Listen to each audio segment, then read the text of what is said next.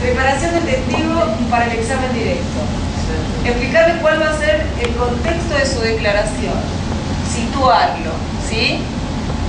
Repasar con él las preguntas que le va a hacer. O sea, uno no tiene que decirle la respuesta, pero sí le puede anticipar al testigo qué es lo que uno le va a preguntar para que no lo mire como diciendo que contesto. El testigo que es favorable va a querer ayudarnos, ¿sí? El que es amigable para nuestra estrategia. Entonces, si yo no le anticipo qué le voy a preguntar, por ahí le pregunto, era de día y era de noche, y el testigo, ¿qué tendré que contestar? Hay que contestar la verdad, pero yo tengo que saber cuál va a ser, ¿sí? Utilizar un lenguaje que haga que el testigo se sienta cómodo y no se confunda, ¿sí? Tiene que ser un lenguaje adecuado a los conocimientos y a la cultura del testigo. Conocer bien a su testigo. Si mi testigo fue condenado por falso testimonio, yo tengo que saber, ¿sí? Yo tengo que saber. Por ejemplo, que esa sentencia fue anulada, que lo indultaron porque el falso testimonio lo cometió en favor de un familiar directo y le comprendían las generales de la ley y no tendría que haber declarado. Que el falso testimonio lo cometió en una causa en la que él se hubiera visto involucrado en el hecho si hubiera declarado distinto. Entonces, si eso sale, si el testigo es muy importante para mi estrategia y no puedo prescindir de ese testigo, porque si yo tengo un testigo condenado por falso testimonio y lo puedo sacar de mi testigo, mejor lo saco. Pero si yo no puedo prescindir de ese testigo porque es fundamental para probar lo que quiero probar, y el testigo ha sido condenado por falso testimonio, yo tengo que estar preparada para que la otra parte me lo ataque porque ya fue condenado por falso testimonio. Entonces, poder explicar o minimizar la desvalorización de mi testigo. Por eso debo conocerlo, debo confiar en él, pero además debo saber a quién voy a sentar.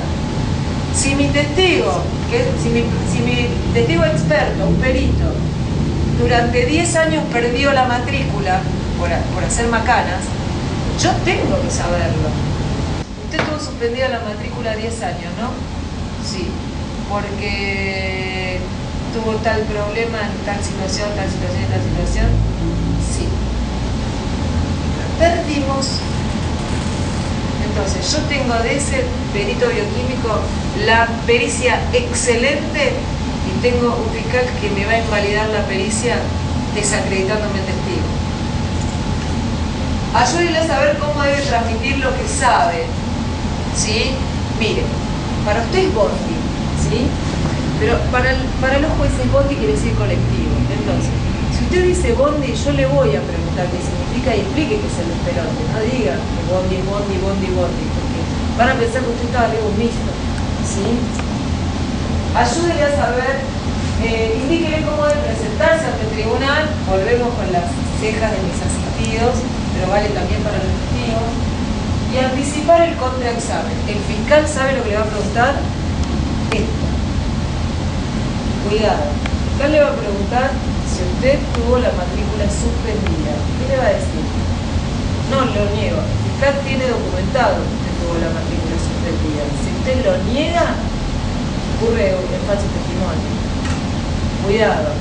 Sepa que el fiscal va a tener, si se lo pregunta es porque lo tiene probado, porque alguien de alguna manera lo puede acreditar. Entonces, no diga que nunca tuvo la matrícula suspendida, pero puede explicar, si tiene una explicación válida, si el tipo recibía plata por tergiversar los resultados de los exámenes, no lo presenten, ¿sí? Porque eso va a indicar que ustedes por ahí le dieron algo para que tergiverse el resultado de esa pericia. Ese testigo desastre. Pero si puede explicar qué es lo que pasó y por qué le suspendieron la matrícula. Por ejemplo, porque falló la máquina del laboratorio y una persona lo denunció ante el Colegio de Bioquímicos y no le dieron oportunidad de descargo, ¿sí? Por ejemplo, un testigo que hizo una falsa declaración para que una persona que no tiene obra social tuviera obra social, como por ejemplo decir que era el hijo y eso le ¿sí? Entonces le da a alguien que no tiene obra social un derecho que él tiene para mejorar su condición.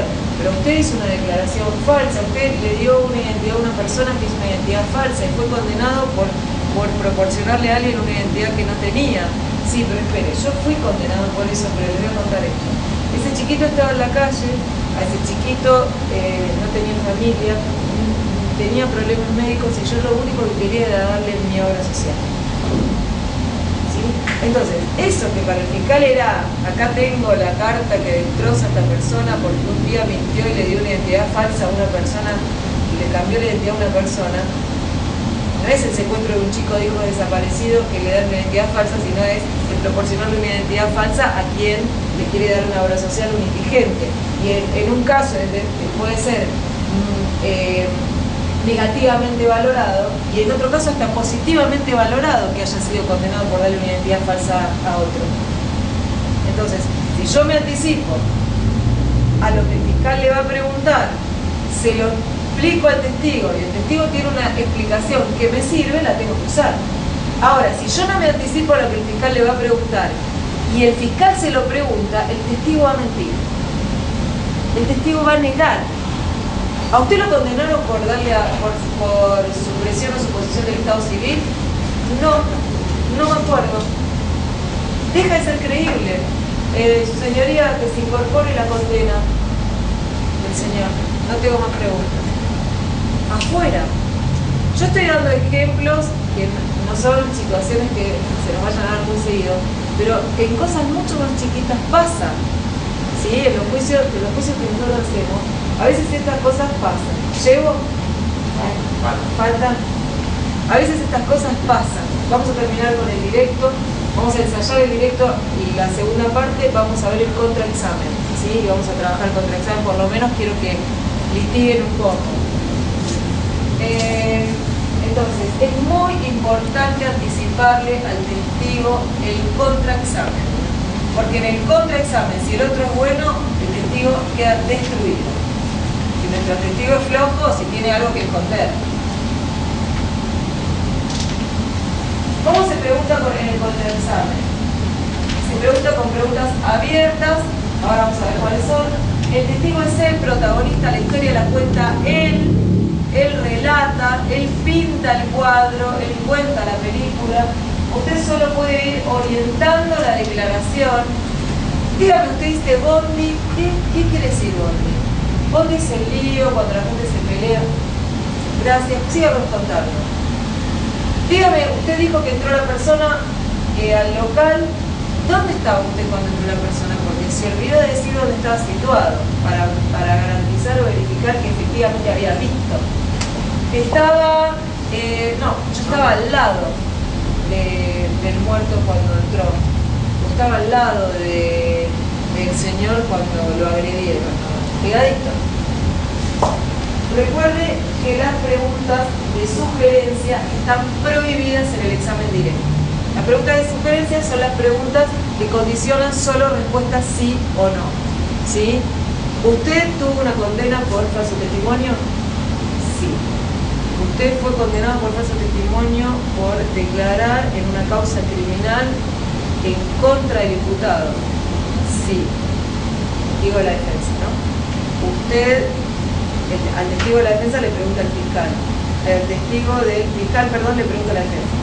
¿Usted declaró en contra del imputado en una causa criminal, fue condenado, pero además a ese imputado lo condenaron? Sí. Esas son preguntas subjetivas. Esas preguntas conducen al testigo en el testimonio. Uno no puede declarar por el testigo cuando el testigo es el propio. El testigo relata y uno lo acompaña en la declaración o lo ayuda con preguntas que le recuerden, porque uno ya repasó las preguntas con el testigo, qué es lo importante y qué es lo que no debe olvidarse. Las preguntas subjetivas, las que tienen por respuesta sí o no, solamente son admitidas en la litigación estricta, y así las vamos a terminar admitiendo nosotros cuando litiguemos bien, para la contraparte, ¿sí? Cuando el testigo que se está interrogando es el del otro, o cuando el testigo propio se vuelve un testigo del otro en el medio de la declaración, se nos vuelve un testigo hostil a nosotros. A nuestra estrategia, usted puede empezar a reconducir el interrogatorio, porque el contraexamen es un interrogatorio de control del testigo. Uno no puede dejar nunca en el contraexamen que el testigo hable lo que quiere. Usted tiene que que limitar la respuesta a lo que quiere que sea contestado y nada más. ¿Sí? Por eso en el examen directo las preguntas que se hacen son solamente abiertas. ¿Qué, quién, cómo, cuándo, dónde y por qué? ¿Qué pasó? Ese día me levanté a la mañana, hice esto, hice lo otro, fui al lugar, bla, bla, bla, bla, bla, bla, bla. ¿Quién? Un amigo de la familia que había venido, que había llegado del campo, que justo ese día tenía abiertas. El testigo desarrolla, el testigo cuenta la historia. Solamente se admiten preguntas abiertas para el testigo de la parte. ¿Sí? Estas, siempre. Prohibidas en el contraexamen, por técnica. Porque recuerden esto, en el examen del testigo de la otra parte no están prohibidas porque son materia de objeciones. Yo lo que más quiero es que a mi testigo, el fiscal, le pregunte abierto. Porque le va a dar la posibilidad de explicar. Entonces, si el fiscal controla a mi testigo y le dice, ¿usted cometió falso testimonio? ¿Usted está condenado por falso testimonio? Sí. ¿Por qué? No, porque yo era la hermana del imputado y era mi hermano y no podía declarar en contra de él. Imagínense, yo vivía o a favor, no sé, me perdí en contra del imputado. ¿Usted cometió? ¿Por qué? Cometí falso testimonio en contra del imputado. En realidad no fue falso testimonio. Los jueces creían que fue falso testimonio porque le creyeron al imputado. ¿Sabes lo que me había hecho el imputado a mí? Me había violado, me había maltratado, me había lastimado. Nunca hay que dejar que el testigo del otro explique. ¿Sí? Por eso está prohibida en el contrainterrogatorio, porque es una trampa para nosotros. Por eso yo les decía, nunca le aprieten el botón al testigo. Ese play es un arma mortal. Y menos salir a pescar, ir a ver qué pasa. A ver, bueno, por sí o por no, bueno, por ahí si me dice no, tengo el 50%. No. Si nosotros necesitamos que diga no, tenemos que saber que va a decir no. Si nosotros sabemos que fue condenado por falso testimonio, le vamos a preguntar, ¿usted fue condenado por falso testimonio? La única respuesta posible es sí, porque si dice no, nosotros vamos a poder demostrar que miente. Entonces nos sirve el sí, porque reafirma nuestra idea de que el testigo ese puede ser falso. Y nos sirve el no, porque sabemos que vamos a poder acreditar que sí, porque tenemos el testimonio de la sentencia que acredita que es condenado.